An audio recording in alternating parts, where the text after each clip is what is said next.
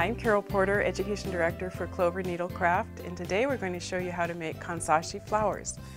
Kansashi is a traditional art form from the Japanese to make flowers that the geisha used to wear. And we have three different styles. We have the pointed in large and small, we have the rounded in large and small, and we also have the pleated, which is in large and small and can be used either from the front side or the back side, which makes a really interesting look both ways. We're going to show you ways to bring this into your fashion accessories for today. I want to talk to you a little bit about fabric before we get started. Certainly your batiks are great to use because of the color saturation and the coloration that goes along the surface of the fabric. Any of your printed fabric, 100% cottons, are very nice as well. Certainly chiffon is nice. It's a very soft look when you get done. Dupioni silk is very elegant. If you're lucky enough to get a little piece of kimono, that makes a beautiful traditional looking Kansashi flower. And then printed chiffon is always really nice to give good coloration to your piece. We also have buttons, and usually we'll end with putting a button in the center or a yo-yo or a bead. I'd like to show you how to use our Kansashi templates. This particular one is for the pointed flower, and I'm using the large one. What you're going to be doing is folding your fabric in half to begin, and that fold is going to sit right down inside the template. And you'll notice that there's a little notch at the top. That, for me, is the indicator of the front side. You'll place your fabric in there and just give it a little click. That holds the template and the fabric together. The next thing you're going to do is trim your fabric to the template.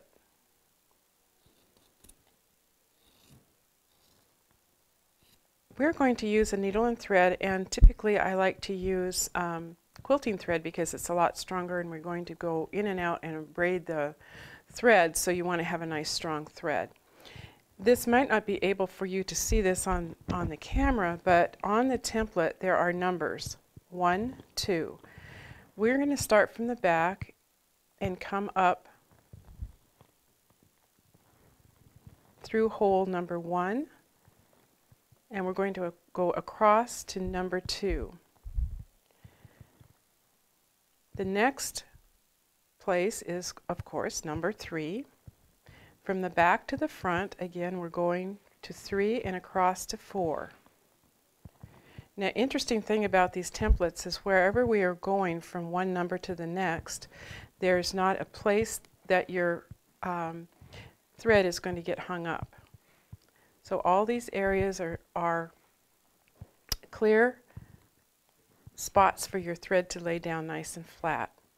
If in fact you do go over part of the template, you will sew the template in, and that's a big mistake. We'll end up having to take it out.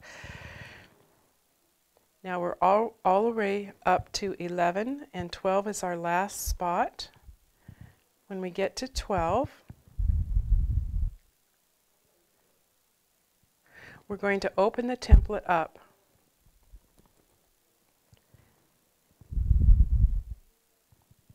And lift our fabric out. You can see where your stitching is now very clearly. I hold my hand right at the top because the fabric is going to automatically fold as we pull on the threads.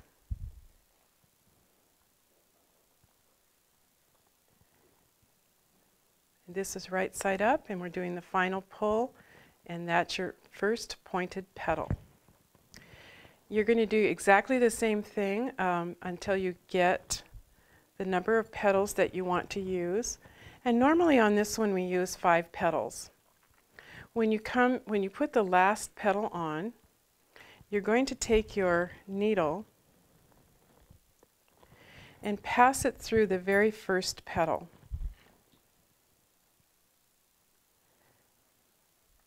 Just as though you were going to string petal number 1 on again.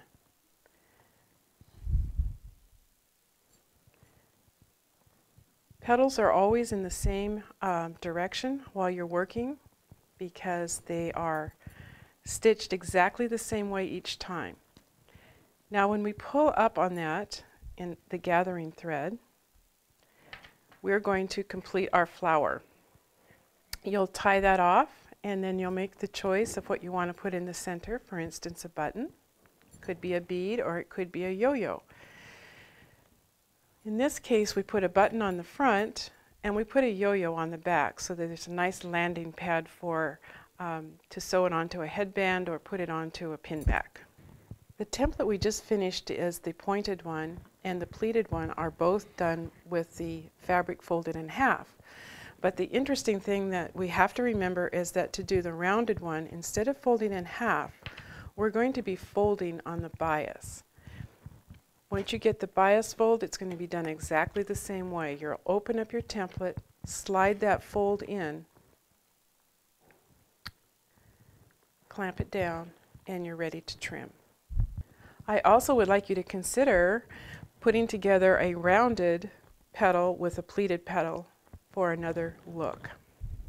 Our first project sheet is a shopper's bag. You'll also get the directions to do a brooch and a hair clip.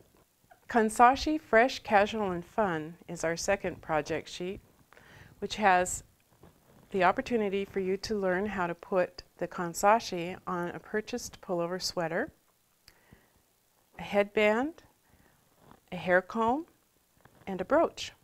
Our final project sheet is called Faux Fashion, which has a belt, a cuff, and a very stylish necklace.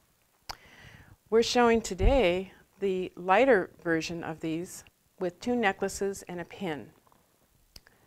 Also, you can use these Kansashi flowers on napkin rings, a gift party bag, the place card, and the pin is removable so they can take that home. You can also include it in your quilting by putting it on a pillow sham or a wall quilt.